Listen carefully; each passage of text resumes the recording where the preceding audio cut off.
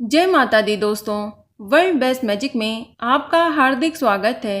कैसे हैं आप सब, ये बताने के लिए कमेंट बॉक्स में जय माता दी जरूर लिखें। दोस्तों, आज हम सुनेंगे हलछठ व्रत कथा, जो इस प्रकार है। एक नगर में दो स्त्रियां रहती थीं। दोनों एक ही परिवार की थीं और रिश्ते में देवरानी जेठानी लगती थीं। देवरानी का नाम सलोनी था, जो बड़ी ही नेक, सदाचारणी तथा दयालु थीं, और जेठानी का नाम तारा था। वह स्वभाव से ही बड़ी ही दुष्ट थीं। एक बार दोनों ने हलछठ का व्रत किया। विधि पूर्वक पूजन इत्यादि के बाद शाम को दोनों भोजन के लिए थालियां परोसकर ठंडी होने के लिए रखकर बाहर जा बैठीं। उस दिन सलोनी ने खीर तथा तारा ने महेरी बनाई थी।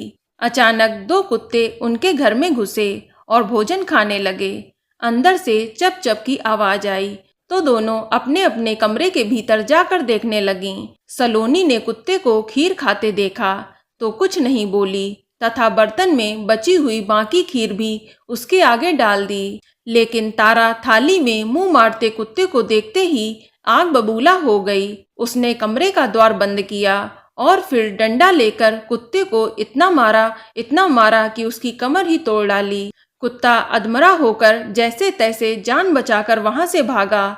दोनों कुत्ते जब बाहर मिले तो एक दूसरे का हाल पूछने लगे। जो कुत्ता सलोनी के यहाँ गया था वह बोला, मैं जिसके कक्ष में गया था वह स्त्री तो बड़ी ही भली है। मुझे खीर खाते देखकर भी उसने कुछ नहीं कहा, बल्कि बर्तन में खीर खत्म हो जाने के बाद उसने उसमें और खीर डाल दी ताकि मैं भर पेट खा सकूं।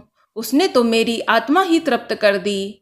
मैं उसे बार बार आशीर्वाद दे रहा हूँ। मेरी तो ईश्वर से यही कामना है कि मरने के बाद मैं उसी का पुत्र बनूं और जीवन भर उसकी सेवा करके इस ऋण को चुकाता रहूं।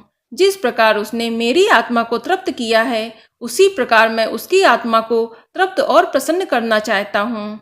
अब तुम बताओ कि तुम्हारे साथ क्या बीती। लगता है तुम्हारी तो वहां खूब पिटाई हुई है। तब दूसरा कुत्ता बड़े ही दुखी स्वर से बोला, तुम्हारा अनुमान ठीक है। आज से पहले मेरी ऐसी दुर्गति कभी नहीं हुई थी। पहले तो थाली में मुंह मारते ही सारा जबड़ा हिल गया। फिर भी भूख से परेशान होकर मैंने 2-4 कौर सटके ही थे कि वह दुष्ट आ गई और कमरा बंद करके डंडे से उसने मुझे इतना मारा कि मेरी कमर ही तोड़ डाली।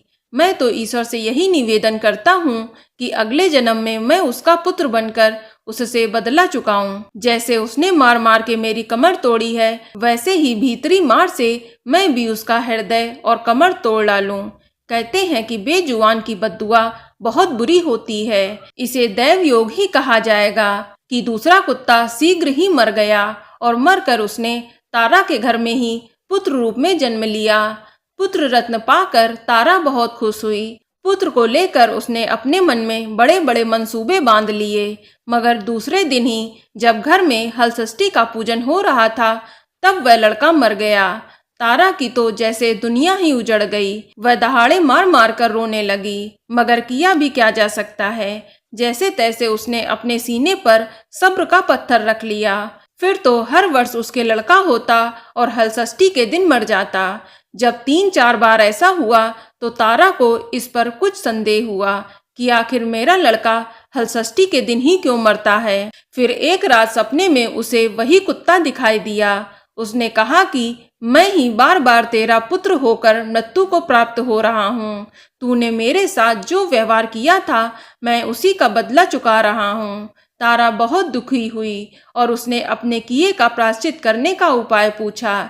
तब उस कुत्ते ने बताया कि अब से हलछठ के व्रत में हल से जुता हुआ अन्न तथा गाय का दूध दही ना खाना, होली की भुनी हुई बाल तथा होली की धूल आदि हलछठ पूजा में चढ़ाना।